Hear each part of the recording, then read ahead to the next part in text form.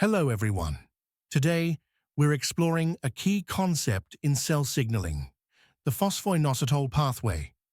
Understanding this sequence helps explain how hormones control vital processes like blood pressure and muscle contraction. We'll walk through a common exam question together, step by step. Our question says, researchers stimulate GQ protein-coupled receptors on human cells, activating phospholipase C. Which intracellular messenger rapidly increases first as a direct consequence of this activation? A. Calcium ions. B. Cyclic AMP. C. Cyclic GMP. Chloride ions. E. Messenger RNA. F. Nitric oxide. Take a moment to consider what you know about this pathway. So when hormones like angiotensin II bind to GQ protein-coupled receptors. First, the receptor causes guanosine diphosphate to exchange for guanosine triphosphate on the GQ protein. This activates phospholipase C. Phospholipase C then splits phosphatidylinositol bisphosphate in the cell membrane. This cleavage produces two molecules, diacylglycerol that stays in the membrane and inositol trisphosphate that diffuses into the cell fluid. Crucially, inositol trisphosphate reaches the endoplasmic reticulum within milliseconds, triggering calcium ion release from storage sites. The correct answer is calcium ions.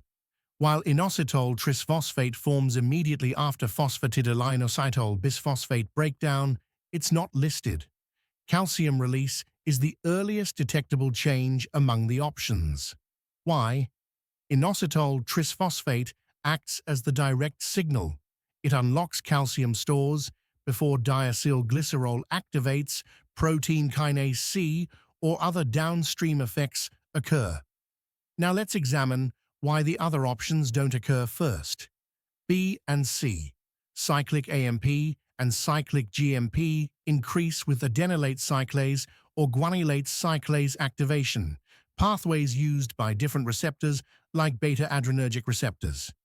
D. Chloride ion changes happen during inhibitory nerve signaling, unrelated to phospholipase C activation. E. Messenger RNA requires gene activation and protein synthesis, a process taking minutes to hours. F. Nitric oxide production requires nitric oxide synthase enzymes and isn't directly triggered by this pathway. This pathway explains real clinical effects. Angiotensin II raises blood pressure through calcium-induced blood vessel tightening. Oxytocin stimulates labor via calcium release in uterine muscle. For exams, remember this sequence: GQ protein activation, phospholipase C stimulation, inositol trisphosphate production, calcium release, protein kinase C activation. To recap, activating GQ-coupled receptors initiates phosphatidylinositol bisphosphate breakdown by phospholipase C.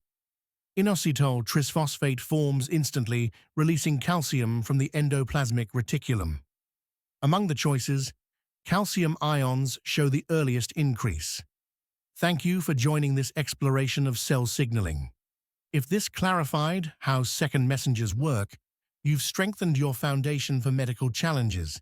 Keep building your knowledge. I'll see you in the next video.